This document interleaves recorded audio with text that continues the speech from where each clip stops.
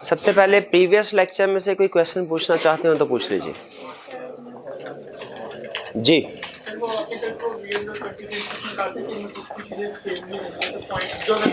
नहीं, कल जो मैंने आपको प्रोविजन और कंटीजेंसी का कंपैरिजन करने को कहा था, उसका ये मतलब नहीं था कि दोनों में कोई भी चीज़ सेम नहीं है। एक का दुका प्रोसीजर सेम हो भी सकते हैं। असल में उसको मकसद ये था आपको बताना कि सब्सटेंशियली प्रोविजन और कंटीजेंसीज दोनों एरिया के प्रोसीजर डिफरेंट हैं। ठीक है, दोनों को अलग-अलग लिखना। ठीक है, मकसद ये था आपको बताना। ठीक है, उसमें शायद वो एक्सपर्ट वाली बात जो है वो कॉमन है। हाँ, सब्सिक्वेंट इवेंट बिल्कुल वो देखते हैं। बल्कि सब्सिक्वेंट इवेंट से मुझे ICAP की 2 केस स्टडीज याद आ गई। क्वेश्चन ये है कि क्या जो हमने कंटीजेंसी रिकॉर्ड की ये रेंट के बाद वो प्रोविजन बन सकती है? सब्सिक्वेंट इवेंट को हम देखते हैं ना, कंटीजेंसी में प्रोविजन में दोनों में। हाँ, तो ICAP का पहले केस स्टडी ये कि ये रेंट पे कंपनी के खिलाफ लीगल केस पेंडिंग है। हमने लॉयर से पूछा कि इसका क्या बनेगा, उसने कहा सर हम जीत जाएंगे। तो हमें क्या करना है इस केस का? कुछ भी नहीं करना, इसको डिस्क्लोज करना है मेरे भाई, डिस्क्लोज करना है इसको। कंटीजेंट एसेट नहीं, लायबिलिटी है भैया। हमारे क्लाइंट के खिलाफ केस फाइल हुआ है, हमारे क्लाइंट ने नहीं किया, हमारे क्लाइंट के खिलाफ केस फाइल हुआ है। अगर वकील ये कह भी दे कि हम जीत जाएंगे तो स्टिल कंटीजेंट लायबिलिटी है, डिस्क्लोज करना पड़ेगा। और अगर ये रेंट के बाद पता चला कि केस हार गए हैं, क्या करना चाहिए? इसकी प्रोविजन रिकॉर्ड करनी चाहिए। सब्सिक्वेंट इवेंट एडजस्टिंग है ये। इसी तरह ये रेंट पे दूसरा केस, ये रेंट पे उसने कहा कि जी केस हम हार जाएंगे, प्रोविजन रिकॉर्ड की, ये रेंट के बाद केस जीत गए। अब बताइए क्या होना चाहिए? प्रोविजन रिवर्स कर देनी चाहिए। मैनेजमेंट ने कहा नहीं सर, प्रूडेंस कंसेप्ट के मुताबिक ऐसा कीजिए, प्रोविजन रहने देते हैं, रिकॉर्ड किसी और केस में काम आ जाएगी। नहीं, रिवर्स करना था। तो सब्सिक्वेंट प्रोविजन और कंटीजेंसी दोनों केसेस में देखिए, जो लीगल केस है ये प्रोविजन में भी आ सकता है, कंटीजेंसी में भी आ सकता है। दोनों सूरतों में इसका सब्सिक्वेंट स्टेटस देखना होता है, क्योंकि उसके मुताबिक अगर डिसीजन हो जाए कोई तो वो एडजस्टिंग इवेंट होगा। ठीक है जी, और कोई क्वेश्चन? हाँ, अक्रूवल ऑफ अदर एक्सपेंसेस में 1-2 टाइपिंग एरर है, वो ठीक कर लीजिए। पेज 119 लर्निंग ऑब्जेक्टिव 5, इसमें है procedure for accrual of other expenses. पहले बुलेट में लिखा हुआ है ऑब्टेन ए शेड्यूल और list of all pre payments. हाँ जी, प्री पेमेंट्स का लफ्ज जो है डिलीट करके अक्रूवल्स लिख दीजिए। ये करेक्शन कर लिया आपने। दूसरी correction procedure for pre payment of expenses में, इसमें सेकंड बुलेट के एंड पे लिखा हुआ है ऑल लाइकली अक्रूवल्स। हाँ जी, अक्रूवल्स का लफ्ज काट के यहाँ पे प्री पेमेंट लिख दे, क्योंकि प्री पेमेंट के प्रोसीजर बता रहे हैं तो प्री पेमेंट ही आएगा। और बाज़ औक़ात कॉपी पेस्ट करते हुए इस तरह की गलतियां हो जाती हैं जी। और कोई क्वेश्चन? फॉलो अप कंटीजेंसी में ये मुझे प्रोसीजर पेज बताइएगा। हाँ, follow up contingency reported in last है, पूरी बात करें। Follow up contingencies reported in last है, ये अलग प्रोसीजर है। Check status of contingencies subsequent to reporting period, ये अलग प्रोसीजर है। Follow up of contingency reported in last का क्या मतलब? कह रहा है पिछले साल की जो कंटीजेंसीज थी देखो उनका इस साल में आ रही है कि नहीं।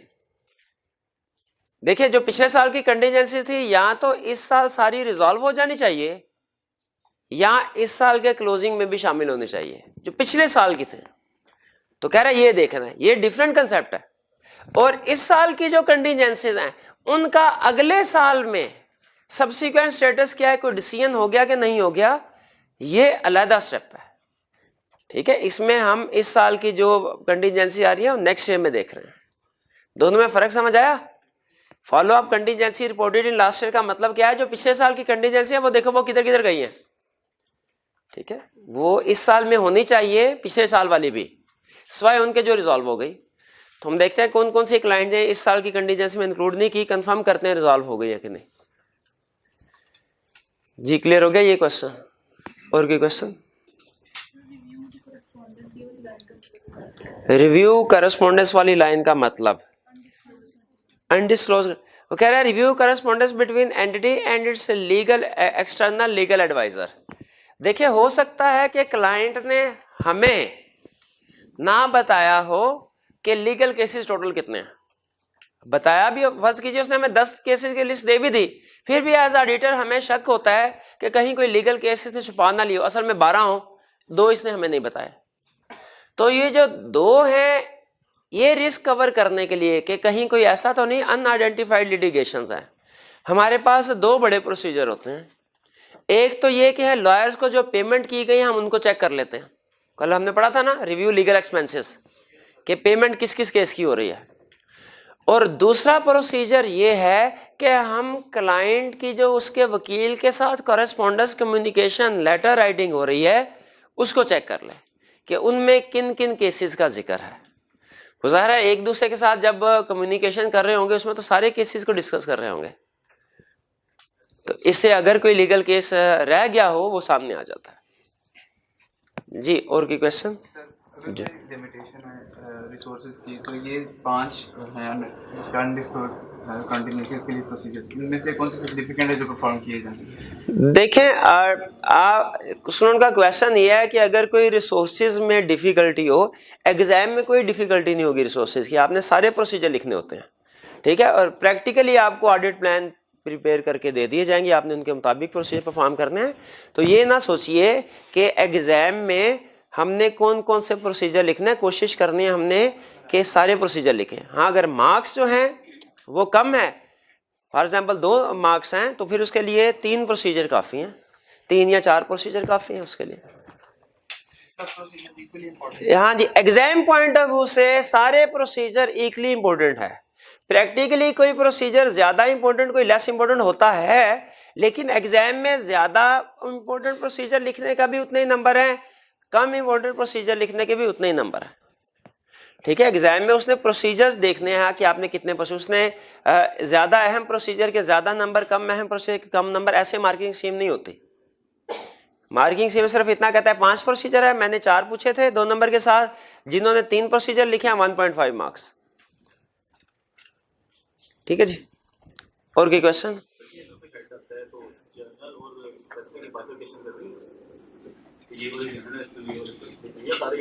नहीं सारे एक ही दफा लिख दें। अगर वो आपसे कोई सब्सटेंटिव प्रोसीजर पूछता है क्या उसमें जनरल प्रोसीजर और स्पेसिफिक प्रोसीजर की बाइफरकेशन करनी है, इसका जवाब है नहीं। आपने बाइफरकेशन, आपने 1 2 3 4 5 6 7 8 9 10 सारे उसी में जनरल आ रहे होंगे, उसी में स्पेसिफिक आ रहे होंगे, नहीं करना। तो फिर अगला क्वेश्चन आपका, अगर हमने एग्जाम में ये बाइफरकेशन नहीं करनी तो आपको सिखाई क्यों गई?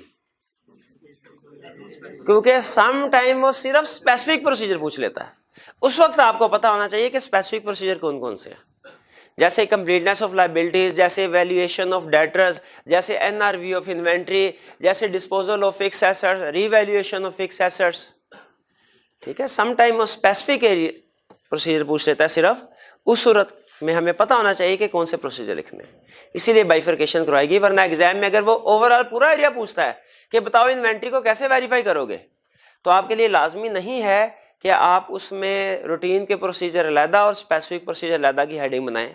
अब बना भी सकते हैं, नहीं भी बना सकते, लाजमी नहीं। लेकिन अगर सिर्फ स्पेसिफिक एरिया के बारे में पूछेगा फिर लाजमी है कि सिर्फ स्पेसिफिक एरियाज को बताना, ठीक है जी। और कोई क्वेश्चन? जी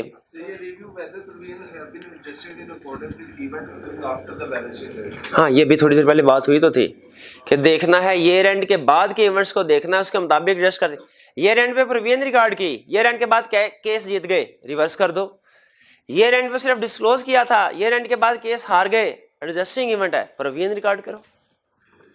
तो कह रहा है ये इसमें हमने सब्सिक्वेंट इवेंट्स को देखना है, खासतौर पर जो लीगल केसेस होते हैं, क्योंकि हमने चैप्टर 4 में भी पढ़ चुके हैं कि लीगल केस का जो भी सब्सिक्वेंट डिसीजन होता है वो एडजस्टिंग इवेंट होता है, उसके मुताबिक फाइनेंशियल स्टेटमेंट्स को एडजस्ट करना होता है हमने जी। और की क्वेश्चन? क्वेश्चन नंबर 29, हाँ 29 की रीडिंग कीजिए जरा। अच्छा क्वेश्चन 29,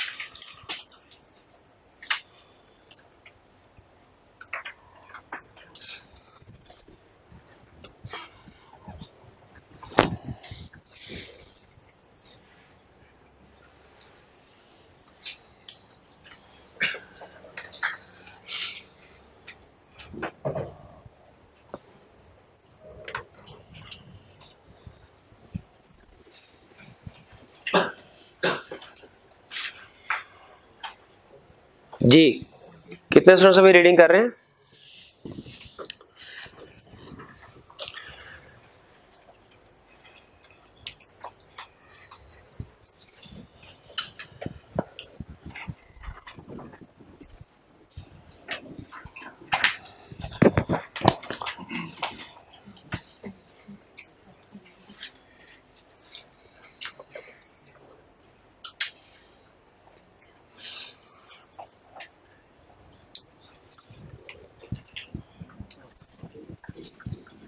जी रीडिंग कर ली। चलिए क्वेश्चन में कुछ जिक्र कर रहा है ये कि कंपनी ने कुछ प्रोडक्ट सेल की, कस्टमर्स ने उनको खरीदा, लेकिन कस्टमर्स कह रहा है कि इनमें कोई डिफेक्ट है और वो क्लेम फाइल कर दिया उसने कंपनी हमारे क्लाइंट के खिलाफ 25 मिलियन का। हमारे क्लाइंट ने कहा नहीं सर इसमें हमारा कसूर तो नहीं है, जो भी फॉल्ट हुआ है वो आपके टेक्नीशियंस ने, आपके लोगों ने इंस्टॉल करने में उसको ही गलती की है जिसकी वजह से आपको नुकसान हुआ है, प्रोडक्ट में फॉल्ट है, हमारा कोई कसूर नहीं। और 2 मिलियन की प्रोविजन बहरहाल रिकॉर्ड कर ले।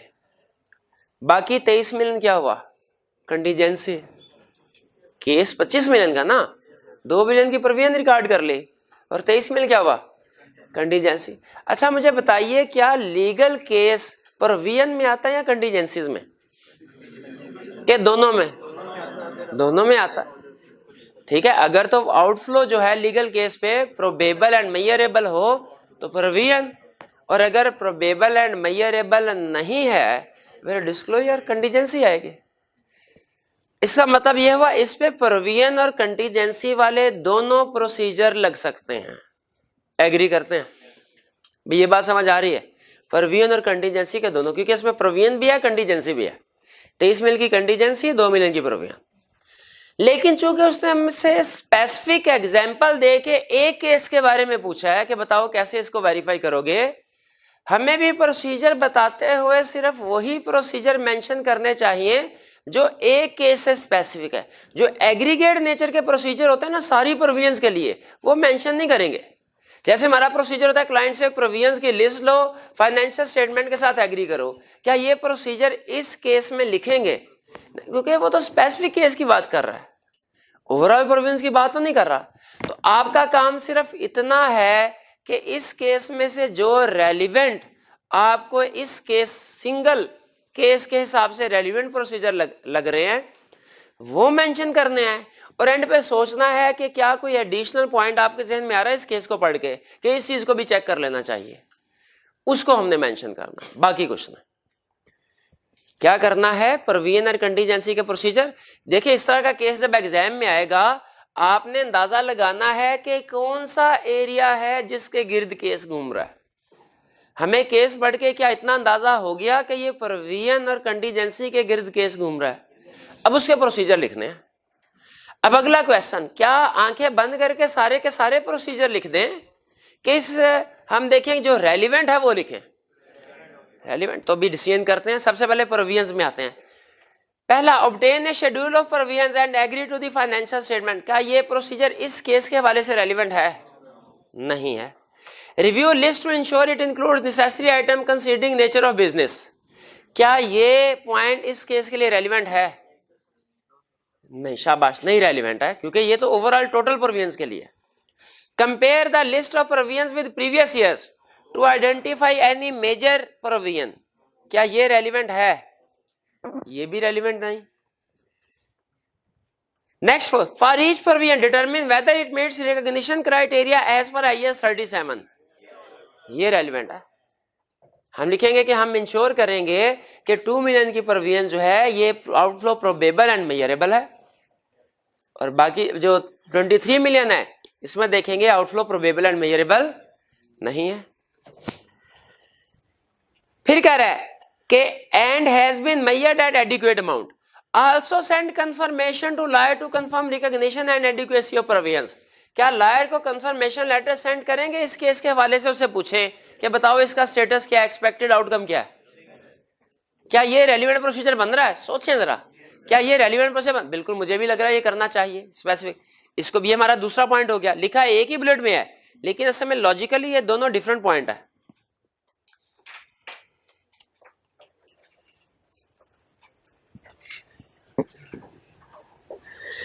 Next, review whether provision has been adjusted in accordance with events occurring after the balance sheet date. ये भी पॉइंट है कि देखेंगे ईयर एंड के बाद क्या लीगल केस हो गया, लिटिगेशन चल रहे थे, या आउट ऑफ कोर्ट सेटलमेंट हो गई, दोनों पार्टीज की, कोई पेमेंट कर दी, इसने कर दी तो किस अमाउंट की गई, ये भी देखना चाहिए। 3 पॉइंट हो गए। Obtain written representation from management, ये रेलिवेंट तो है लेकिन वो कह रहा है कि हमने ऑब्टेन कर ली, इसलिए हमने सोल्यूशन में ये नहीं लिखने। 3 पॉइंट हो गए। आगे चलते हैं कंटीजेंसी की तरफ। Follow up contingency reported in last year, नहीं relevant. Obtain detail of contingency from management and, ये भी नहीं। Check status of contingency subsequent to reporting period, relevant है लेकिन ऊपर डिस्कस कर चुके हैं हम। ठीक।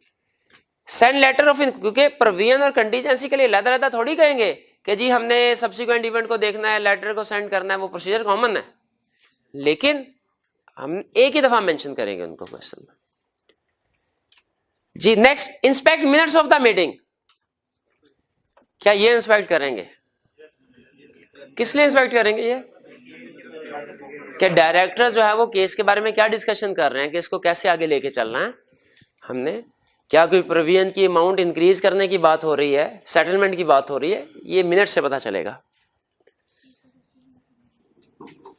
जी, और फिर इसके बाद मेरा ख्याल है यही प्रोसीजर काफी है, आगे इररिलेवेंट प्रोसीजर है। जी ये इकट्ठे ही लिख देंगे क्योंकि उसने केस के बना के पूछा, उस केस के हवाले से केस एक ही है तो हम इसके इकट्ठे लिख देंगे। इसमें प्रोविजन कंटीजेंसी के अलग-अलग लिखने की जरूरत नहीं है। केस के लिए वो अलग-अलग तब लिखता है जब वो हमें रिप्रोडक्शन का क्वेश्चन पूछता। अब चूंकि उसने हमसे पूछा, केस स्टडी बना के पूछा है, तो ये प्रोविजन और कंटीजेंसी एक ही है, लीगल केस एक ही है, तो हम इकट्ठे लिखेंगे। ठीक है।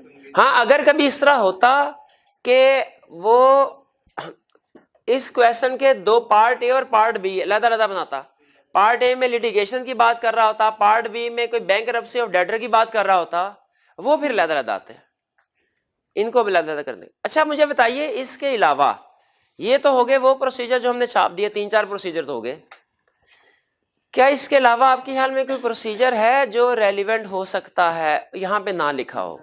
ये थोड़ा सा आपको जजमेंट अप्लाई करना पड़ेगी। वो तो हमने रिकॉग्निशन क्राइटेरिया में पढ़ लिया ना। रिकॉग्निशन क्राइटेरिया जब हमने देखा होगा मीट हो रहा है कि नहीं, उसमें देख रहा होगा 2 मिलियन एप्रोप्रिएट है कि नहीं। जी क्या इस देखें, लॉयर के साथ तो कम्युनिकेशन कर रहे हैं हम, वो देखेंगे, एग्री करते हैं। क्या इस पार्टी के साथ कोई कम्युनिकेशन हो रही होगी क्या नहीं हो रही होगी? इस पार्टी के साथ जिसने केस किया एमएम की कम्युनिकेशन हो रही होगी कि नहीं, वो देखनी चाहिए कि नहीं। क्यों देखे उसका इल्जाम क्या है, एलिगेशन क्या लगा रहा है, स्पेसिफिक क्या फॉल्ट है। अच्छा बताइए, जब हमने सेल की तो आपने अक्सर देखा होगा, जब कभी आप कोई एसी वगैरह खरीदते हैं, कोई चीज खरीदते हैं इलेक्ट्रॉनिक्स की, आपको इनवाइस मिलती है, उसके ऊपर वारंटी कार्ड मिलता है, उसके ऊपर टर्म्स एंड कंडीशन लिखी होती हैं। क्या हमें वो टर्म्स एंड कंडीशन देखनी चाहिए कि नहीं? क्यों देखनी चाहिए? अगर तो उसकी ब्रीच है तो फिर उसका केस वैलिड होगा, टर्म्स एंड कंडीशन। अगर टर्म्स एंड कंडीशन ब्रीच नहीं हुई, उसके अलावा कोई इशू है, तो फिर केस वैलिड नहीं होगा। जैसे अक्सर उन्होंने देखा कि भाई आग लग गई, पानी में चले गई इलेक्ट्रॉनिक प्रोडक्ट, तो फिर ये वारंटी वाइड है। तो हम देखेंगे अगर इस तरह का कोई इशू है, उसकी वजह से क्लेम किया उसने, खराबी हुई है, तो फिर इसका मतलब कि कंपनी का पॉइंट ऑफ व्यू वैलिड है, कस्टमर का गलत है। लेकिन अगर इस तरह का कोई इशू नहीं है, वारंटी की कंडीशन पूरी हो रही है, तो फिर उसका केस वैलिड है। भाई ये बात समझ आई? देखना चाहिए हमें कॉरेस्पॉन्डेंस विद कस्टमर, देखना चाहिए जब कभी इसका मतलब है एग्जाम में ऐसा क्वेश्चन सेट हुआ जिसमें उसने कहा कि कस्टमर ने हमारे खिलाफ केस फाइल कर दिया है कि प्रोडक्ट सही नहीं चल रही, हमने ये 3 स्पेसिफिक चीजें, तो ये जनरल वाले पॉइंट भी लिखेंगे कंटीजेंसी प्रोविजन वाले, ये 3 तो लाजमी। भाई उसके साथ कम्युनिकेशन क्या चल रही है जिससे हमें उस केस की असल हकीकत को समझने में मदद मिलेगी। फिर हमने देखना है वारंटी कार्ड जो दिया था उसकी कंडीशन पूरी हो रही है कि नहीं। एक और चीज देखेंगे, दूसरे कस्टमर्स ने क्लेम फाइल किए हैं कि नहीं। भाई दूसरे कस्टमर्स ने क्लेम फाइल किए हैं कि नहीं, ये इस कस्टमर के क्लेम को कैसे जस्टिफाई करेगा या निगेट करेगा? एक मिनट जी मेरे भाई बताए। शाबाश, अगर दूसरे कस्टमर्स ने भी क्लेम फाइल किया इसका मतलब है हमारे मैन्युफैक्चरिंग प्रोसेस में कोई फॉल्ट है, फिर इसका मतलब है वो क्लेम जेन्युइन है उसका। लेकिन अगर दूसरे कस्टमर ने कोई क्लेम फाइल नहीं किया इसका मतलब हमारा मैन्युफैक्चरिंग फॉल्ट नहीं है। ठीक है ना भाई? अगर कोई स्टूडेंट प्रिंसिपल साहब के पास जाता जाके कहता है सर मुझे ये लेक्चर की समझ नहीं आती, ये टीचर को समझाए कि सही तरह समझाया करे लेक्चर, क्या प्रिंसिपल साहब सीधा आके मुझे पकड़े के भैया सही तरह समझाया करो? नहीं भैया, ऐसे नहीं। जब कभी इनकंसिस्टेंसी होती है तो क्या सिखाया आपको, किस पे रिलाई करना है? हमेशा फर्दर प्रोसीजर परफॉर्म करके रिजॉल्व करना है। प्रिंसिपल साहब क्या करेंगे, वो कुछ दूसरे स्टूडेंट का सैंपल लेके उनसे पूछेंगे, अगर तो उनको भी सेम कंप्लेन हुई फिर इसका मतलब है प्रॉब्लम टीचर में है।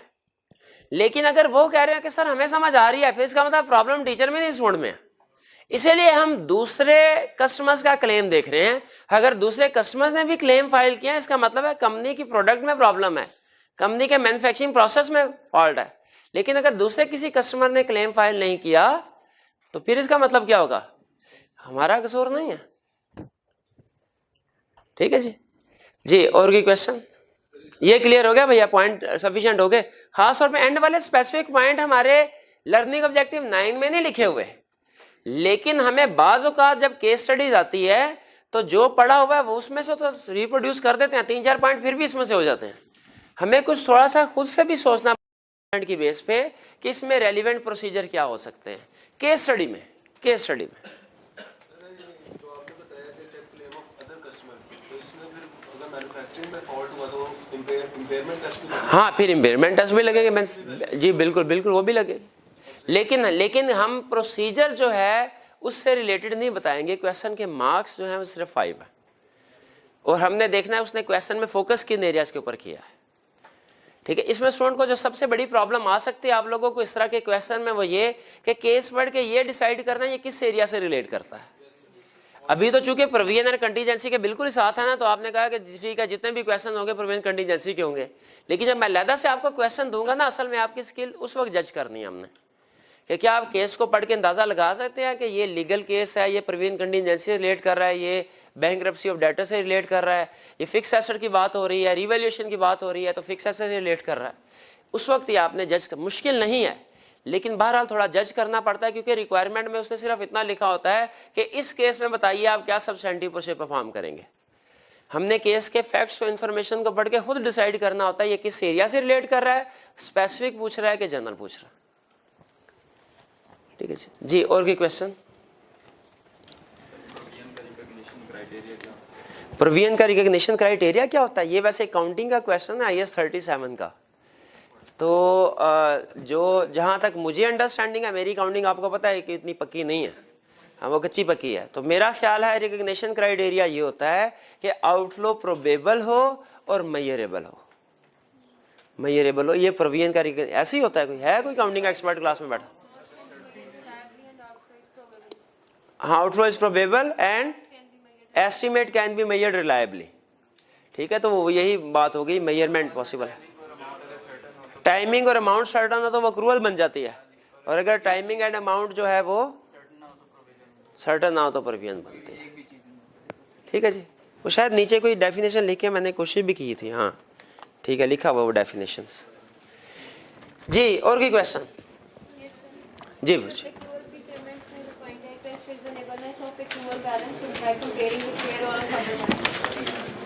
हाँ, वो कह रहा है वेजेस एंड सैलरीज की अक्रूवल में एक स्टेप है उसका, wages learning objective 5 procedure for accrual wages and salaries में test reasonableness of accrual balance by comparing with payroll of other months. कि हमने देखना है अक्रूवल जो आखिरी महीने की अक्रूड एंट्री पास हुई है वेजेस की, वो अमाउंट रीजनेबल है कि नहीं। एक तो हमने ये देख लिया कि वो आखिरी महीने की ही अक्रूवल है। सैलरीज एक्सपेंस में देखा किस चीज़ की एंट्री बढ़ी, सैलरीज पेबल में देखा किस अमाउंट की एंट्री बढ़ी। फिर वो कह रहा है दूसरे मंथ के साथ भी कंपेयर करके देखे, ये तो नहीं बाकी हर मंथ में 12 मिलियन की एक्सपेंस है और दिसंबर के महीने में एक्सपेंस 8 मिलियन का रिकॉर्ड कर दिया उसने। ठीक है, अब चाहे सैलरीज में भी 8 मिलियन है, अक्रूवल में भी 8 मिलियन है दोनों जगह पे। एक स्टेप में तो हम ये देखते हैं ना कि रिलेट करते हैं दूसरे एरियाज के साथ कि सेम एक्सपेंस हो, वहां से तो ये पास हो गया, लेकिन ये भी तो हो सकता है कि कम अमाउंट रिकॉर्ड की गई। तो हमने इसे पिछले प्रीवियस मंथ्स के साथ भी कंपेयर करके देखना है कि तकरीबन उतनी ही अमाउंट आनी चाहिए। अगर कोई कमी बेशी है तो वो जो नए एम्प्लॉयज आए हैं या पुराने छोड़ के गए हैं सिर्फ उनकी वजह से होनी चाहिए और किसी वजह से नहीं होनी। लेकिन वेजेस में तो वेरिएशन आ सकती है। देखिए, इसमें हम अज्यूम कर रहे होते हैं कि नॉर्मल, और होता भी ऐसे है। एक तो हो गए फैक्ट्री वर्कर्स, उनकी तो आपको पता है फैक्ट्री वर्कर की वेजेस फिक्स होती हैं, वो नॉर्मली वही है जो गवर्नमेंट ने मिनिमम वेज रेट फिक्स किया होता है। ठीक है, वो उन्हें वही मिलता है नॉर्मली।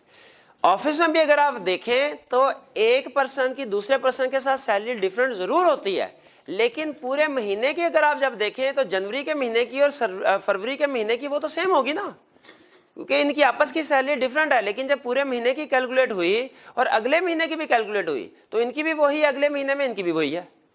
तो नॉर्मली जनवरी और फरवरी में ज्यादा फ्लक्चुएशंस नहीं आती।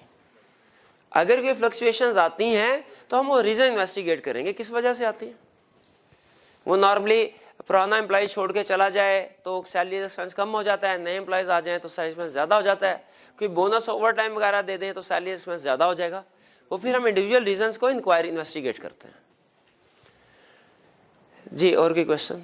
डायरेक्टर्स की सैलरी भी पेरोल शीट में आ रही होगी? जी, डायरेक्टर की सैलरी भी पेरोल शीट में आ रही होगी, बिल्कुल आ रही होगी। डिस्क्लोजर उसका अलग देना होता है, लेकिन वो सैलरी पेरोल शीट में आ रही होती है।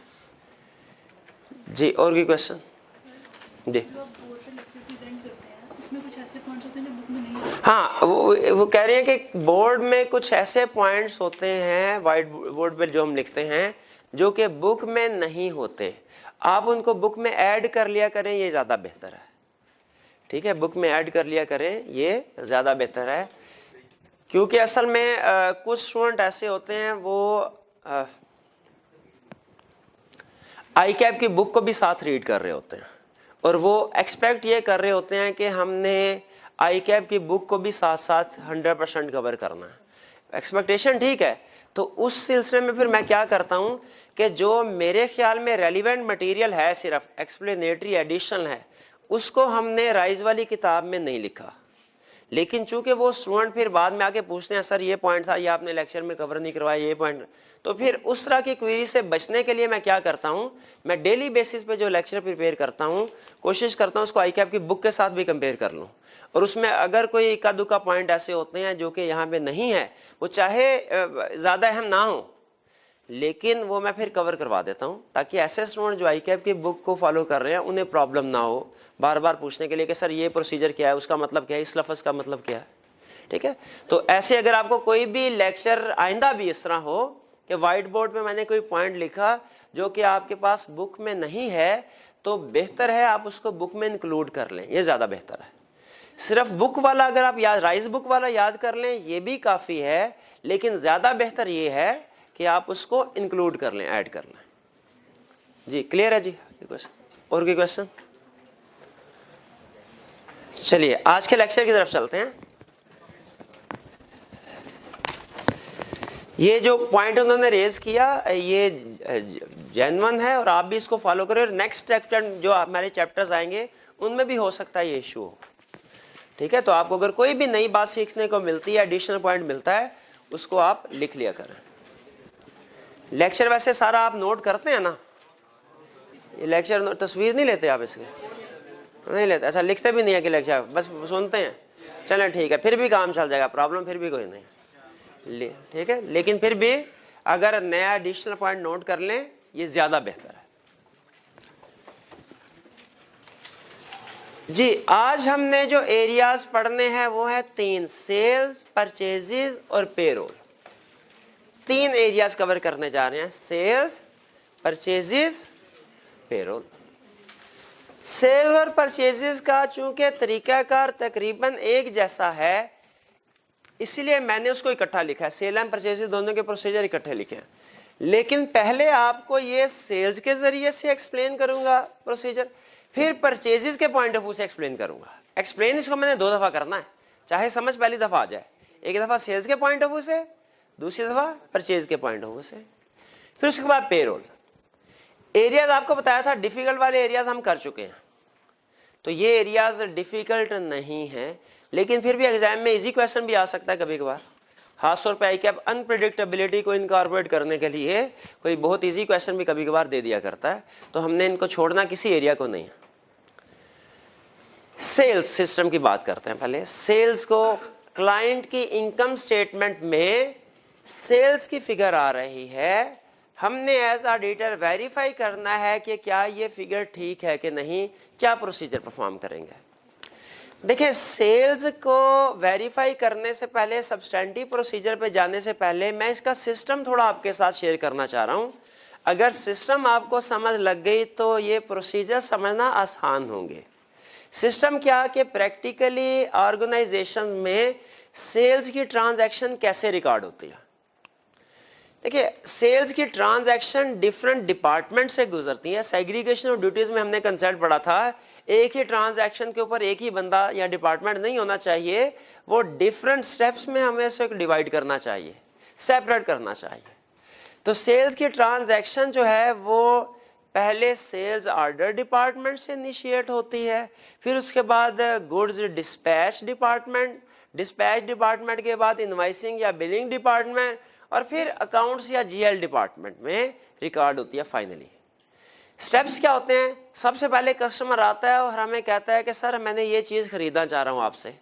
ऑर्डर डिपार्टमेंट में ऑर्डर डिपार्टमेंट वाला उसका ऑर्डर नोट कर लेता है और दोनों के साइन हो जाते हैं एक डॉक्यूमेंट पे। उस डॉक्यूमेंट को कहते हैं सेल्स ऑर्डर। सेल्स ऑर्डर की बेस पे याद रखिए सेल्स रिकॉर्ड नहीं होती, लेकिन हमें ऑर्गेनाइजेशन को जितने भी सेल्स ऑर्डर उसने फाइनल किए हैं सबकी चीजें डिस्पैच जरूर करनी चाहिए। तो नेक्स्ट सेल्स ऑर्डर जो है वो सेंड कर दिया जाता है, फॉरवर्ड कर दिया जाता है डिस्पैच डिपार्टमेंट। डिस्पैच डिपार्टमेंट का काम होता है जितने भी इसके पास सेल्स ऑर्डर आए, इन सब को जो क्वांटिटी है इन्वेंट्री की, इसको सेंड कर दे, फॉरवर्ड कर दे कस्टमर को। चीजें किसको, इन्वेंट्री किसको सेंड कर दे? कस्टमर। और खुद एक डॉक्यूमेंट प्रिपेयर करे जिसे कहते हैं गुड्स डिस्पैच नोट, या उसे जीडीएन भी एब्रीविएट करते हैं। गुड डिस्पैच नोट पे कस्टमर का नाम लिखा होगा कि किस कस्टमर को चीजें डिस्पैच की, और उन चीजों की डिस्क्रिप्शन क्वांटिटी होगी जो डिस्पैच की। सेल्स ऑर्डर जब एग्री होता है उसमें क्वांटिटी भी लिखी जाती है, प्राइस भी लिखी जाती है, लेकिन जो गुड डिस्पैच नोट होता है उस पर सिर्फ क्वांटिटी होती है कि हमने ये चीजें इस कस्टमर को इस दिन डिस्पैच की। अब जब चीजें डिस्पैच कर दी तो इनवाइस भी बननी चाहिए, लेकिन इनवाइस बनाना डिस्पैच डिपार्टमेंट की जिम्मेदारी नहीं होती। इसके लिए फिर नेक्स्ट डिपार्टमेंट होता है इनवाइसिंग या बिलिंग डिपार्टमेंट। इनवाइसिंग या बिलिंग डिपार्टमेंट के पास वो क्या करता है, उसके पास ये गुड डिस्पैच नोट की कॉपी भी पहुंचती है और सेल्स ऑर्डर की कॉपी भी पहुंचती है। बिलिंग या इनवाइसिंग डिपार्टमेंट एक सेल इनवाइस प्रिपेयर करता है जिसमें क्वांटिटी ऐड करता है गुड डिस्पैच नोट से उठा के, और रेट ऐड करता है सेल्स ऑर्डर से उठा के, और सेल इनवाइस प्रिपेयर कर दी जाती है। फिर ये सेल इनवाइस अकाउंट्स डिपार्टमेंट को भिजवा दी जाती है। अकाउंट्स डिपार्टमेंट सेल्स जर्नल में या सेल्स डे बुक कह लें, एक ही बात है, सेल्स जर्नल या सेल्स डे बुक में इन इनवाइसेस को रिकॉर्ड करता है। डेबिट क्रेडिट अकाउंट्स डिपार्टमेंट कर रहा होता है, बाकी डॉक्यूमेंटेशन प्रिपेयर कर रहे हैं डिपार्टमेंट और चीजें डिस्पैच कर रहे हैं। सिस्टम समझ आ गया आपको एक सेल्स का क्या होता है। अब इसमें देखिए, ऑडिट में एक दूसरा कंसेप्ट आपसे पूछ रहा हूं। ऑडिट में हम हमेशा ये कहते हैं डोर के एक सिरे से दूसरे सिरे की तरफ जाना और दूसरे सिरे से पहले सिरे की तरफ आना। सोच के बताइएगा, सेल्स ऑर्डर से शुरू होता है काम, सेल्स ऑर्डर के बाद गुड डिस्पैच नोट, फिर सेल इनवाइस, फिर recording in sales day book या सेल्स जर्नल। हम सेल्स ऑर्डर से सैंपल सेलेक्ट करके भी अकाउंट पे पहुंच सकते हैं, इससे भी सारी डॉक्यूमेंट चेक हो जाएंगे। दूसरा काम रिवर्स ऑर्डर में, सेल्स के डे बुक से अकाउंट से सैंपल सेलेक्ट करें और बैकवर्ड आते हुए डॉक्यूमेंट्स को चेक करते हैं। इससे भी पूरी ट्रांजैक्शन वेरीफाई हो जाएगी। क्या दोनों में फर्क है कोई? बिल्कुल शाबाश फर्क है। जब हम देखिए, कम से कम जो मर्जी बोले, एग्जिस्टेंस का लफ्ज ना बोलिएगा, खुदा का खौफ कर लें, एग्जिस्टेंस ना बोले, बाकी जो मर्जी करें, गलत बता दें मुझे टेंशन नहीं, लेकिन एग्जिस्टेंस ना बोले, इससे दुख होगा मुझे। हाँ, अगर हम सेल्स ऑर्डर से good dispatch note, good dispatch note से सेल इनवाइस, सेल इनवाइस से रिकॉर्डिंग हो गई क्या नहीं टी अकाउंट में, चले, ये कौन सी वाली दर्शन है? शाबाश, कंप्लीटनेस। यानी अगर सीधे ऑर्डर में चलें, स्ट्रेट ऑर्डर में, कंप्लीटनेस वेरीफाई हो रही होती है सीधे। अगर हम सेल्स अकाउंट में से सैंपल सेलेक्ट करें और फिर रिवर्स ऑर्डर में चलें, गुड डिस्पैच नोट देखा है कि नहीं, सेल इनवाइस है कि गुड डिस्पैच नोट देखा, फिर सेल्स ऑर्डर देखा, सारे डॉक्यूमेंट देखे, अब ये कौन सी दर्शन? अकरन। शाबाश। अगर जितनी मैंने बात की अभी तक ये सारी समझ आ गई तो ये प्रोसीजर चुटकियों की मार है। अब स्टार्ट, लेकिन चुटकी बजाते नहीं ऐसे, चुटकी बजाते में करेंगे नहीं, हम करेंगे इसको तसल्ली के साथ, लेकिन इंशाल्लाह आसानी से समझ आते जाएंगे। सेल्स या परचेज कोई सा भी एरिया कह दे आपको, आपने उसकी, अब अज्यूम करें एग्जाम में सेल्स का एरिया आया, सेल की असर्शन कौन कौन सी है? ये देखिए क्या सारी असर्शंस ठीक हैं? असर्शंस ठीक है, बिल्कुल ठीक है, ये असर्शन सारी। Occurrence, completeness, accuracy, cut off, classification, presentation, ये 6 असर्शंस ही होती हैं ना। फिर एंड में एक बोनस प्रोसीजर है, एनालिटिकल प्रोसीजर, दिल करे लिख दें, दिल ना करे ना लिखें, बता दूंगा कि ये करना क्या है इसका। लेकिन जब असर्शन पूरी हो जाए तो हमारा ऑडिट प्रोग्राम कंप्लीट है, लेकिन एनालिटिकल प्रोसीजर भी आपको एक्सप्लेन कर दूंगा। सेल्स को सामने रखना है, परचेजेस को नहीं अभी। अकरेंस क्या कह रहा है, क्या करो कि जो इनवाइसेस रिकॉर्ड हुई हैं, इनवाइसेस रिकॉर्ड, मुझे बताइए इनवाइसेस कहाँ रिकॉर्ड होती हैं? सेल्स जर्नल में, सेल्स डे बुक में। हम लिखेंगे sales journal, sales day book में से सैंपल सेलेक्ट करो और देखो कि सपोर्टिंग डॉक्यूमेंट मौजूद है कि नहीं। कौन कौन सी supporting document? Goods dispatch note, sale invoice, sale invoice तरतीब से चलते हैं, sale invoice, good dispatch note, sales order, और कस्टमर की एक्नॉलेजमेंट भी बाज़ औक़ात होती है। तो इससे कौन सी असर्शन वेरीफाई होगी? शाबाश अकरंस। अगर हम स्ट्रेट ऑर्डर में चले, सेल्स ऑर्डर को सेलेक्ट करके देखें गुड डिस्पैच नोट हो गया कि नहीं, या गुड डिस्पैच नोट को सेलेक्ट करके देखें सेल इनवाइस बन गई कि नहीं, रिकॉर्ड हो गई कि नहीं अकाउंट में, ये कौन सी असर्शन होगी? कंप्लीटनेस। अच्छा, कंप्लीटनेस में आईकैप की बुक में उसने 2 प्रोसीजर लिखे हैं, इनमें से एक प्रोसीजर से मैं एग्री करता हूं, एक से मेरा थोड़ा सा असूली इख्तलाफ है। प्रोसीजर दोनों बता देता हूं, आपने बताना है कि किस से मैं एग्री करता हूँगा और किस से मेरा असूली इख्तलाफ होगा। पहला प्रोसीजर क्या है? कंप्लीटनेस में, कंप्लीटनेस में ये ज़हन में रखिएगा, चलेंगे हम स्ट्रेट ऑर्डर में। पहला प्रोसीजर, सेल्स ऑर्डर का सैंपल लो और देखो सारे के सारे सेल्स ऑर्डर का गुड डिस्पैच नोट बन गया कि नहीं, यानी सारे के सारे सेल्स ऑर्डर को डिस्पैच कर दिया गया कि नहीं, ये देख रहे हैं हम इस प्रोसीजर में। ये समझ आ गया आपको? सेल्स ऑर्डर का सैंपल उठाओ और देखो चीजें डिस्पैच कर दी कि नहीं, सबका गुड डिस्पैच नोट बन गया कि नहीं है, पहला प्रोसीजर। दूसरा क्या कह रहा है कि गुड डिस्पैच नोट का सैंपल उठाओ और देखो उसकी सेल इनवाइस बन गई, सेल इनवाइस सेल्स जर्नल में रिकॉर्ड हो गई कि नहीं हो गई। ये प्रोसीजर है सेल्स ऑर्डर से लेके गुड डिस्पैच नोट तक, और ये प्रोसीजर है गुड डिस्पैच नोट से सैंपल उठाया और आगे सेल इनवाइस जो जर्नल में रिकॉर्ड होती है, देखो वो रिकॉर्डिंग होगी कि नहीं इनवाइस की। बताइए आपको दोनों में से कौन सा प्रोसीजर ज्यादा बेहतर लग रहा है? एग्जैक्टली, मुझे भी दूसरे वाला लग रहा है। अच्छा, पहले रीजन क्या है ये बता दूं। इसलिए कि सेल्स कंप्लीटली रिकॉर्ड हो गई कि नहीं, ये मकसद है हमारा कंप्लीटनेस में। अक्रस में तो ये मकसद होता है ना कि जो सेल्स रिकॉर्ड हुई है जेन्युइन है कि नहीं, एक्चुअली अकर हुई कि नहीं। कंप्लीटनेस में मतलब क्या है, जो सेल्स हो गई है वो रिकॉर्ड हो गई कि नहीं। तो असल में सेल्स उस वक्त होती है जब गुड डिस्पैच नोट बनता है।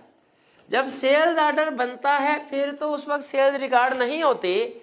इसलिए अगर सेल्स ऑर्डर बने 1000, एक भी डिस्पैच नहीं हुआ, मिस स्टेटमेंट, ये सिस्टम की वीकनेस है, मिस स्टेटमेंट नहीं है। बात समझ आ रही है? सेल्स ऑर्डर बने, असूली तौर पे तो जितने सेल्स ऑर्डर बने उतने ही गुड डिस्पैच नोट होनी चाहिए, उतनी ही सेल इनवाइसेस टी काउंट में रिकॉर्ड होनी चाहिए असूली तौर पे। लेकिन टेक्निकली अगर देखें तो गुड डिस्पैच नोट बन गई, रिकॉर्ड नहीं हुई, ये मिस स्टेटमेंट है। ये मिस स्टेटमेंट है कि गुड डिस्पैच भी कर दी आपने, ठीक है, लेकिन रिकॉर्ड नहीं। लेकिन सेल्स ऑर्डर एग्री किया और गुड डिस्पैच नोट नहीं बन सकी क्योंकि भेजा ही नहीं, भूल गए थे, ये मिस स्टेटमेंट नहीं होती। लेकिन चूंकि दोनों वो एक ही कंप्लीटनेस से रिलेट कर रहे हैं, एक ही साइकिल से रिलेट कर रहे हैं दोनों प्रोसीजर, तो ICAP ने लिख दिया। हमने कहा ठीक है हम भी लिख देते हैं, लेकिन टेक्निकली कंसेप्ट हमारा क्लियर होना चाहिए। ये सिस्टम की वीकनेस को इंडिकेट कर रही है, इंटरनल कंट्रोल वीकनेस है, मिस स्टेटमेंट नहीं है, ये मिस स्टेटमेंट है। भाई बात समझ आ रही है कि नहीं? ठीक है, नहीं भी समझ आ रही तो कोई प्रॉब्लम नहीं, सिर्फ इतना ध्यान में रखें, एक होता है सेल्स ऑर्डर, एक होता है गुड डिस्पैच नोट। जितने भी सेल्स ऑर्डर एग्री किए सबकी गुड्स डिस्पैच होनी चाहिए कंप्लीटली, कोई रह ना जाए सेल्स ऑर्डर, और जितने भी गुड डिस्पैच नोट है सारी की इनवाइसेस रिकॉर्ड होनी चाहिए सेल्स अकाउंट में। यह है कंप्लीटनेस। कुछ बात समझ आए? एक्यूरेसी का मतलब क्या होता है? हमने किस चीज की एक्यूरेसी चेक करनी है? सेल्स इनवाइस की, सेल्स ऑर्डर की, कि दोनों की? दोनों की। असल में ज्यादा अहम सेल्स इनवाइस है, क्योंकि फाइनेंशियल स्टेटमेंट में सेल इनवाइस रिकॉर्ड हो रही है लेकिन सेल्स ऑर्डर नहीं। लेकिन आपको पता है ICAP सेल्स इनवाइसेस या गुड डिस्पैच नोट के साथ ऑर्डर को भी इंपोर्टेंस दे रहा है। वो कह रहा है इसको भी कवर करो, हमने कहा कवर कर देते हैं, कोई मसला नहीं। इनवाइसेस को कैसे चेक करेंगे? इनवाइस रिकॉर्ड हुई है सिस्टम में, सेल्स इनवाइस रिकॉर्ड की ना, कैसे चेक करेंगे सही है कि नहीं? उसको चेक कर लेंगे। सेल इनवाइस में दो चीजें होती हैं, क्वांटिटी और रेट। क्वांटिटी को चेक करेंगे किसके साथ? GDN के साथ। रेट को चेक करेंगे किसके साथ? सेल्स ऑर्डर के साथ। और ऑर्डर का भी सिस्टम, यानी सिस्टम में जो सेल्स ऑर्डर रिकॉर्ड किया है, देख लो जो कस्टमर के साथ एग्री हुआ था वो मैच करता है कि नहीं। ये तो नहीं हार्ड फॉर्म में एग्री हुआ था 10 यूनिट और सिस्टम में एंटर करते हुए 100 यूनिट लिख दी है, ये भी एक्यूरेसी है, लेकिन ये एक्यूरेसी सेल्स ऑर्डर की है। ठीक है, असूली तौर पे कंसेप्चुअली हम ऑर्डर को कवर नहीं करना चाहिए, लेकिन चूंकि ICAP में बुक में लिखा हुआ है हम इसको कवर कर रहे हैं। एक्यूरेसी क्लियर हो गई? कट ऑफ का मतलब क्या है? जिस पीरियड की सेल है उसी पीरियड में रिकॉर्ड हो, ये कट ऑफ का मतलब है। कट ऑफ परफॉर्म कैसे किया जाता है ये अलग कंसेप्ट है। कट ऑफ का मतलब क्या है ये अलग कंसेप्ट है कि रेलिवेंट पीरियड की ट्रांजैक्शन रेलिवेंट पीरियड में रिकॉर्ड हो, यह है कट ऑफ का मतलब। कट ऑफ परफॉर्म कैसे किया जाता है? ये रेंट पे जाते हैं क्लाइंट की प्रेमिसेस पे 31 दिसंबर, आखिरी good dispatch note, good dispatch note की बेस पे सेल रिकॉर्ड होती है ना। हम कहेंगे 31 दिसंबर को आखिरी गुड डिस्पैच नोट क्या है? वो कहेगा सर हमारा आखिरी गुड डिस्पैच नोट नंबर है 7350। हमने पहले नंबर पे गुड डिस्पैच नोट, जो लास्ट गुड डिस्पैच नोट था उसको नोट कर लिया, लिख लिया। अच्छा, ये कट ऑफ कंप्लीट नहीं हुआ, लिख लिया नंबर। फिर 7350 था फॉर एग्जांपल, उससे पीछे वाले गुड डिस्पैच नोट देखे 7349, 7348, 7300, जो भी था, जो लास्ट GDN नंबर से पीछे वाले कुछ गुड डिस्पैच नोट थे। सैंपल उठाया और क्या देखा कि वो इसी साल में रिकॉर्ड हो रहे हैं, अगले साल में नहीं जाने चाहिए। और इसी तरह इसके 7,350 के बाद 7,351, 52, 53 इसका कुछ सैंपल सेलेक्ट किया और क्या देखा, वो नेक्स्ट ईयर में रिकॉर्ड होने चाहिए इस साल में। ये हो गया cut off procedure perform. Cut off exam में अगर पूछे कि बताओ कट ऑफ टेस्ट का मतलब क्या है, ये अलग कंसेप्ट है। कट ऑफ टेस्ट परफॉर्म कैसे किया जाता है, ये अलग कंसेप्ट है। पहले मैं आज तक आपको मैंने कट ऑफ का मतलब समझाया था, प्रोसीजर आज बता रहा हूं। समझ आ रही बात? क्लासिफिकेशन क्या करें, अकाउंट को स्कैन कर लें, कोई क्रेडिट का अकाउंट है, डेबिट आइटम तो नहीं आ रही, अनयूजली हाई वैल्यू की आइटम तो नहीं आ रही, जो अनयूजल आइटम लगे वो मिस क्लासिफिकेशन होगी। प्रेजेंटेशन में क्या देखते हैं हम कि जो भी रेवेन्यू रिकग्निशन पॉलिसीज हैं, डिस्क्लोजर्स हैं, वो सही दिए गए कि नहीं। ठीक है। आखिरी चीज ऑप्शनल एनालिटिकल प्रोसीजर लिखना चाहे लिख सकते हैं। ये किसी एक असर्शन के स्पेसिफिक, इसमें 2-3 असर्शन चेक हो रही होती हैं, अक्रस भी, कंप्लीटनेस भी, एक्यूरेसी भी, एनालिटिकल प्रोसीजर से, इसलिए हमने इसे असर्शन से अलग निकाल के लिख दिया। एग्जाम में लाजमी नहीं, बेहतर यह है कि अगर आपको प्रोसीजर के साथ असर्शन पता है तो लिख दे, लाजमी नहीं होता।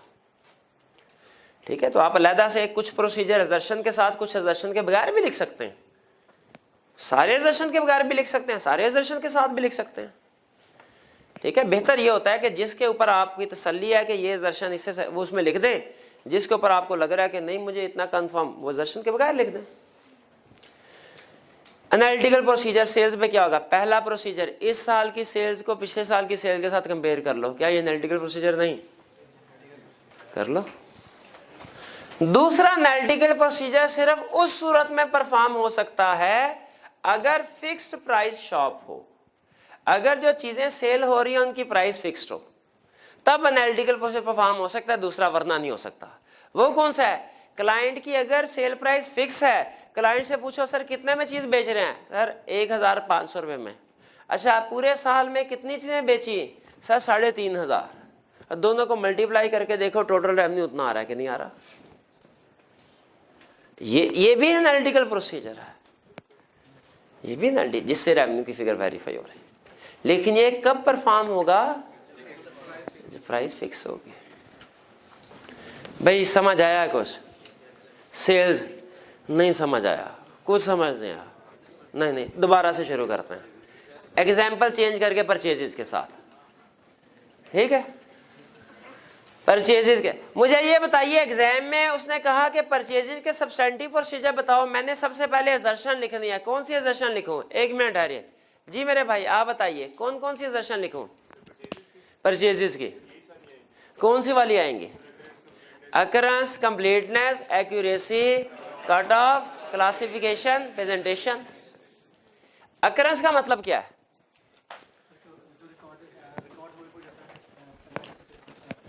कि जो ट्रांजैक्शन फाइनेंशियल स्टेटमेंट में रिकॉर्ड हुई है, देखना है वो एक्चुअली अकर हुई है कि नहीं। अकरेंस का मतलब यही है। आप कैसे वेरीफाई करेंगे अकरेंस की असर्शन को परचेजेस में, अकरेंस को वेरीफाई करना है। मुझे बताइए रिवर्स ऑर्डर में चलना है कि स्ट्रेट ऑर्डर में, रिवर्स ऑर्डर में। सैंपल कहां से उठाएंगे, परचेज जर्नल में से, परचेज जर्नल में जो इनवॉइसेस रिकॉर्ड हुई हैं उससे सैंपल उठाएंगे। सैंपल कहां से उठाएंगे अकरेंस के लिए, परचेज जर्नल में जो इनवॉइसेस रिकॉर्ड हुई हैं उसमें से सैंपल उठाएंगे और क्या देखेंगे, जीआरएन है कि नहीं, परचेज ऑर्डर है कि नहीं। ठीक है, ये हमारा अकरेंस होगा, ये बैकवर्ड आ रहे हैं हम। अच्छा, ये कंप्लीटनेस की असर्शन का मतलब क्या होता है,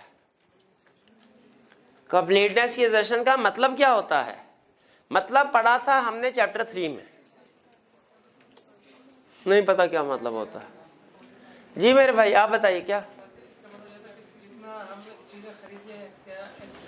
कि जितनी पर चीजें खरीदी हैं, जितनी परचेजेस रिकॉर्ड होनी चाहिए थी, सारी की सारी रिकॉर्ड हो गई कि नहीं।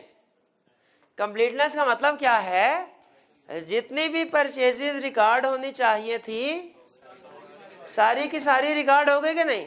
भाई परचेज कब रिकॉर्ड होती है? जीआरएन पे। तो मुझे बताइए अब हमें रिकॉर्डेड परचेज जर्नल में जो परचेज इनवॉइसेस है वहां से सैंपल सेलेक्ट करके बैकवर्ड आना चाहिए कि स्ट्रेट में चलना चाहिए? असूली तौर पे यहाँ पे हमारा प्रोसीजर ये बनता है कंप्लीटनेस को इंश्योर, क्योंकि परचेज रिकॉर्ड होती है गुड सीड नोट बनने पे, तो हमारा प्रोसीजर होना चाहिए गुड सीड नोट का सैंपल उठाओ और देखो कि परचेज जर्नल में इनवॉइस रिकॉर्ड हुई कि नहीं। गुड सीड नोट का सैंपल उठाओ, ये कंप्लीटनेस है, सीधे तरीके से चल रहे हैं, ये प्रोसीजर वैलिड है। लेकिन पूरी ट्रांजैक्शन को कवर करने के लिए आईकैप ने एक और प्रोसीजर लिखा कंप्लीटनेस में, वो क्या कि परचेज ऑर्डर का भी सैंपल उठा के देखो गुड सीड नोट बनी कि नहीं। हमने कहा वो भी लिख लेते हैं। तो उसमें देखें कंप्लीटनेस में दोनों है, ऑर्डर टू जीडीएन भी और जीडीएन टू इनवॉइस भी। हालांकि असल में प्रोसीजर ये है जिससे मिस स्टेटमेंट हो सकती है और वेरीफाई हो सकती है। हाँ, ये फर्क आ जाएगा जीआरएन का। हाँ, जीडीएन जीआरएन बन जाएगा, सेल्स ऑर्डर परचेज ऑर्डर बन जाएगा। कंप्लीटनेस हो गई। मेरे भाई एक्यूरेसी का क्या मतलब होता है? परचेज इनवॉइस सही रिकॉर्ड हुई है कि नहीं। अगर हमने देखना है परचेज इनवॉइस सही रिकॉर्ड हुई है कि नहीं जी, तो कैसे देख एक्यूरेसी देखनी है, अमाउंट सही रिकॉर्ड हुई है कि नहीं। अब ट्रांजैक्शन नहीं बताया था ना, अक्ररेंस और कंप्लीटनेस का ताल्लुक ट्रांजैक्शन से है, एक्यूरेसी का ताल्लुक अमाउंट से है। परचेज इनवॉइस की अमाउंट सही रिकॉर्ड हुई कि नहीं कैसे चेक करेंगे? उसकी इनवॉइस में जो क्वांटिटी है उसे मैच करेंगे किसके साथ? जीआरएन के। प्रोसीजर वही है जो सेल्स वाला है, उसी तरह ऑर्डर है, उसी तरह फिर उसके बाद जीआरएन बनती है, फिर उसके बाद इनवॉइस और फिर उसके बाद रिकॉर्डिंग। सेल्स वाला ही डुप्लीकेट हो रहा है प्रोसीजर। ठीक है, कंसेप्चुअली जो डिफरेंस है वो आते हैं, आप डिस्पैच की बजाय रिसीव हो रहे होंगे, लेकिन स्टेप्स वही हैं। तो अब हमने जो परचेज इनवॉइस की क्वांटिटी है इसे किससे कंपेयर करना है? जीआरएन के साथ। और जो रेट है किसके साथ कंपेयर करना है? परचेज ऑर्डर के साथ। शाबाश। कट ऑफ जी मेरे भाई, वो जो पीछे बैठा, हाँ जी, कट ऑफ का मतलब क्या है? मतलब बताइए।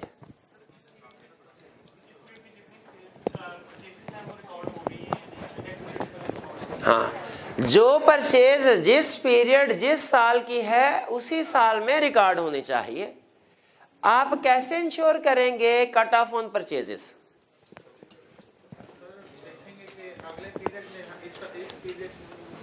सबसे पहले तो आखिरी डॉक्यूमेंट, भाई पहले कट तो लगा लेना, फिर देख लेंगे इधर वाले उधर ना हो, उधर वाले इधर ना हो। पहले सबसे पहले तो लास्ट डॉक्यूमेंट नोट करें, GRN, last GRN number note करेंगे। फिर क्या करेंगे?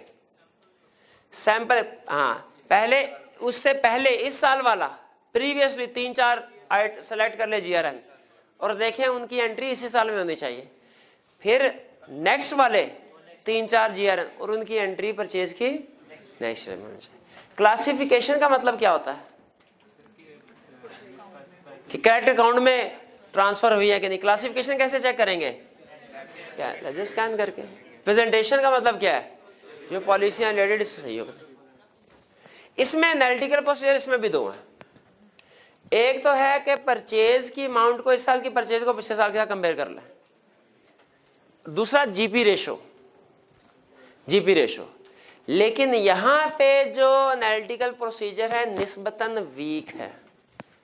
इस रीजन ये है कि परचेजेस को पिछले साल की परचेजेस से डायरेक्ट कंपेयर नहीं करना चाहिए, वो तो सेल्स के साथ लिंक करना चाहिए। तो डायरेक्ट कंपेयर करने से जीपी रेशो कंपेयर करना ज़्यादा बेहतर है। लेकिन जीपी रेशो कंपेयर करना भी वीक प्रोसीजर है सही, लिख सकते हैं वीक। क्यों? क्योंकि जीपी रेशो में 3-4 एरियाज आ रहे होते हैं, वो किसी में भी मसला हो सकता है। तो वो चूंकि एरिया स्पेसिफिक नहीं है इसीलिए वीक है। लेकिन बहरहाल वाईकैप की बुक में उसने लिखा, पता नहीं क्यों लिखा उसने कि परचेजेस में स्ट्रॉन्ग एविडेंस मिल जाएगा एनालिटिकल प्रोसीजर से, मेरी समझ से बाहर। बहरहाल लिखा तो हमने डिस्कस कर लिया कि एग्जाम में आ जाए आप लिख दीजिएगा कि परचेजेस पे भी एनालिटिकल परफॉर्म हो सकते हैं। इस साल की परचेजेस को सेल की तरह पिछले साल कंपेयर कर लो, जी रेशो कैलकुलेट कर लो। भी सेल और परचेजेस क्लियर है। असर्शंस आपके जहन में आ जानी चाहिए और आगे आप एक एक प्रोसीजर लिख देंगे। प्रेजेंटेशन का मतलब है जो भी परचेज से रिलेटेड डिस्क्लोजर्स हैं अकाउंटिंग में। देखिए हमने वो ऑडिट में जब सब्सटेंटिव प्रोसीजर लिख रहे होते हैं ना, हमने वो डिस्क्लोजर नहीं बताने होते कि कौन कौन से हैं, हमने रेफर करना होता है कि जी जो इससे रिलेटेड डिस्क्लोजर है जनरल स्टेटमेंट देनी होती है, वो आप इंश्योर करें कि मौजूद होने चाहिए। हाँ, अगर आपको डिस्क्लोजर का पता है, जैसे वो रीवैल्यूएशन के कुछ डिस्क्लोजर बताते हैं स्टूडेंट कि वैल्यूअर का नाम होता है, डेट ऑफ रीवैल्यूएशन होती है शायद, और कॉस्ट बतानी होती है कि जो अगर कैरिंग अमाउंट की अगर कॉस्ट मॉडल अगर आपको पता है तो उसको मेंशन कर दें, वरना जनरल लाइन लिखे कि इंश्योर करेंगे related disclosure as per IFRS included है फाइनेंशियल स्टेटमेंट। Next payroll.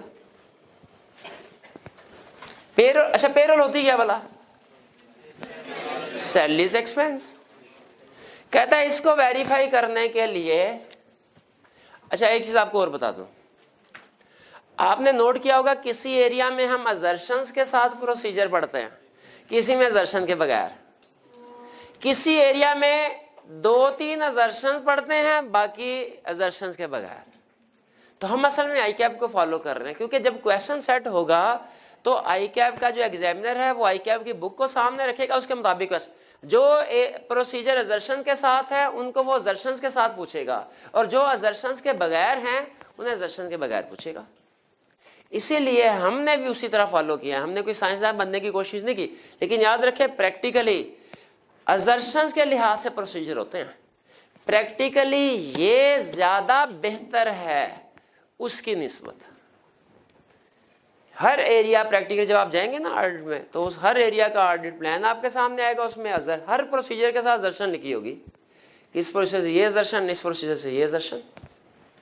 बहरहाल हम यहाँ पे क्या कर रहे हैं, कुछ एरियाज को असर्शन के साथ कर रहे हैं, कुछ को असर्शन के बगैर, और कुछ एरियाज में आधा एरिया असर्शन के साथ, आधा असर्शन के बगैर।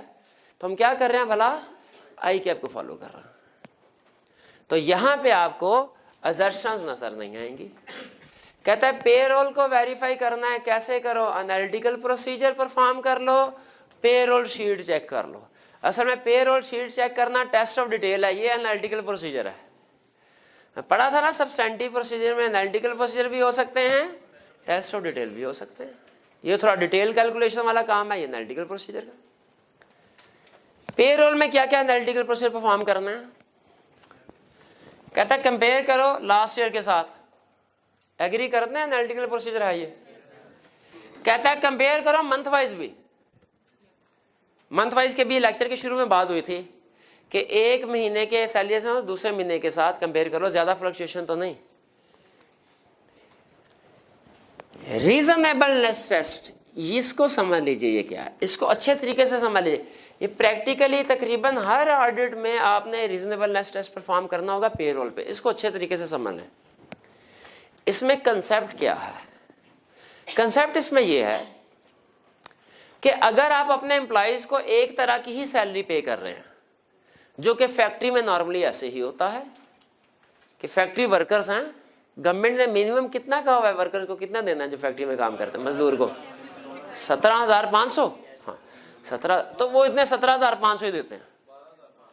12,000 भाई आपको 5,000 कम मिलता रहा है, अभी जाके लीजिए उनसे, 17,500 मिलना चाहिए, 17,500 गवर्नमेंट ने। अच्छा अब सुनिए, 17,500, अब फैक्ट्री में मजदूर काम करते हैं फर्ज कीजिए 500, मैंने पूरे साल का सैलरीज एक्सपेंस देखना है रीजनेबल है कि नहीं जो रिकॉर्ड हुआ है।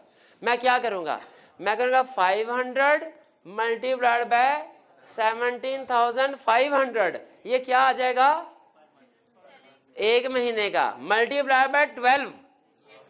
क्लाइंट ने जो फैक्ट्री की टोटल सैलरी एक्सपेंस रिकॉर्ड किया पूरे साल का, वो इसके बराबर होना चाहिए तकरीबन। थोड़ा बहुत फर्क होगा, थोड़ा बहुत फर्क हो, जॉइनर्स की वजह से, लीवर्स की वजह से बोनस वगैरह मिलते हैं, ठीक है। अगर हम उनका इफेक्ट भी ऐड कर लेते हैं जो ड्यूरिंग द ईयर, क्योंकि आपको पता है ऐसे नहीं होता कि जो पहले साल के पहले दिन थे वही आखिरी दिन भी हो, तो जो नए आए हैं मजीद उनको ऐड कर लेते हैं, जो छोड़ के चले गए हैं उनको लेस कर देते हैं, अगर कोई बोनस वगैरह मिला है, इंक्रीमेंट मिला है, उनको भी ऐड कर लेते हैं। इस कैलकुलेशन के बाद लॉजिकली क्या आप समझते हैं कि हमने जो प्रेडिक्ट किया है, जो एस्टिमेट किया है, जो एक्सपेक्टेड है हमारा सैलरीज एक्सपेंस, और जो क्लाइंट ने एक्चुअल एक्सपेंस रिकॉर्ड किया है, तकरीबन क्लोज होने चाहिए। थोड़ा बहुत फर्क शायद अभी भी होगा, कभी कभार कोई बगैर इतला दिए छुट्टी कर लेते हैं, उनकी सैलरी काट लेते हैं, थोड़ा बहुत, लेकिन वो 1-2% होगा, इससे ज्यादा नहीं होगा। तो अगर हमने जो कैलकुलेट किया वो और क्लाइंट ने जो रिकॉर्ड किया तकरीबन क्लोज हैं एक दूसरे के, तकरीबन एक बराबर है, 1-2% के फर्क के साथ, तो क्या हम कह सकते हैं कि क्लाइंट का सैलरीज एक्सपेंस जो फैक्ट्री का है रीजनेबल है और ये ठीक है? क्या कह सकते हैं? ये है रीजनेबलनेस टेस्ट, जिसमें हम क्या करते हैं, हम पर पर्सन सैलरी को मल्टीप्लाई करते हैं नंबर ऑफ वर्कर के साथ, मल्टीप्लाई करते हैं 12 के साथ, उसमें effect of joiner, effect of leavers, effect of increment को एडलेस करते हैं, तो हमारे पास पूरे साल का एक्सपेंस आ जाना चाहिए। कैलकुलेशन समझ आ रही है ना? क्या तरीकाकार, एग्री करते हैं कि नहीं इस तरीके से एस्टिमेशन? चलिए, और नेक्स्ट पेरोल शीट। अच्छा, पेरोल शीट क्या होती है? जिस पे हर एम्प्लॉय की, उस पे बड़ा सा पेज होता है, वो उसके ऊपर लेफ्ट साइड पे वर्कर्स आ रहे होते हैं, 20, 25, 50, 60 जितने भी हैं। राइट साइड पे कैलकुलेशन होती है। आपने शायद टैक्स में इस तरह की कैलकुलेशन पढ़ी होगी, पहले आता है बेसिक पे, फिर house rent allowance, medical allowance, आगे 2-3 और अलाउंस, फिर उसके बाद ग्रॉस पे आता है, फिर उसके बाद डिडक्शन होती है टैक्स वगैरह की, फिर नेट पे आती है जो एम्प्लॉय को मिलती है। नेट पे को हम टेक होम सैलरी भी कहते हैं। कहता है पहले नंबर पे आप कास्ट करो, CAST कास्ट। कास्ट का मतलब क्या होता है? मैथमेटिकली सही है कि नहीं? फिर रिकैलकुलेट करो, दोबारा देखो सैंपल बेस पे कुछ एम्प्लॉयज की सैलरी खुद से कैलकुलेट करो, उनका अपॉइंटमेंट लेटर लेके देखो बेसिक पे ठीक है कि नहीं, 10% के बाद देखो कि उसका मेडिकल अलाउंस आ रहा है कि नहीं, 15% मल्टीप्लाई करके देखो हाउस रेंट अलाउंस आ रहा है कि नहीं, जो भी अलाउंसेस एग्री हुए हैं खुद से कैलकुलेट करो। ये सिर्फ क्लाइंट के, इसमें हम क्लाइंट की फिगर का सिर्फ टोटल कर रहे हैं, टोटल मैच कर रहे हैं, इसमें रिकैलकुलेट कर रहा है, ये ज्यादा डिटेल्ड है। किस किस चीज को रिकैलकुलेट करना है? सिर्फ ग्रॉस पे को, कि ये भी देखे टैक्स की डिडक्शन सही हो रही है कि नहीं, नेट पे सही कैलकुलेट हुई कि नहीं, ये भी देखना चाहिए। फिर अपॉइंटमेंट लेटर चेक करें, किसका? न्यूज़। क्या हर नए स्टाफ का अपॉइंटमेंट लेटर होना चाहिए? क्या हर नए स्टाफ का अपॉइंटमेंट लेटर होना चाहिए? अपॉइंटमेंट लेटर क्यों चेक कर रहे हैं? देखिए कि फेक एम्प्लॉय तो नहीं। अच्छा, फिर इसके बाद कह रहा है check whether employees exist. Payroll sheet में से सैंपल लेके कुछ एम्प्लॉयज का देखो एम्प्लॉय एग्जिस्ट करता है कि नहीं। आखिरी क्वेश्चन, 3 और 4 दोनों का कंबाइंड क्वेश्चन। मुझे ये बताइए, क्या हमें ये देखना चाहिए कि पेरोल शीट में जो एम्प्लॉयज आ रहे हैं एक्चुअली एग्जिस्ट करते हैं कि नहीं? करना चाहिए। क्या सिर्फ न्यू एम्प्लॉयज के केस में एग्जिस्टेंस चेक करनी चाहिए मौजूद है कि नहीं, कि सारे जितने भी एम्प्लॉयज हैं? क्यों सारे एम्प्लॉयज पे, क्यों सिर्फ न्यू पे क्यों नहीं? क्योंकि हो सकता है कुछ छोड़ चुके हों और उनकी सैलरी अभी भी पे हो रही हो, ठीक है, इसीलिए हमने टोटल एम्प्लॉयज में से सैंपल सेलेक्ट करके कुछ को फिजिकली चेक। ये एक तरह से कह सकते हैं फिजिकल वेरिफिकेशन ऑफ एम्प्लॉयज, वो करें, कह सकते हैं एक तरह से। जी, कुछ को समझ आया आपको?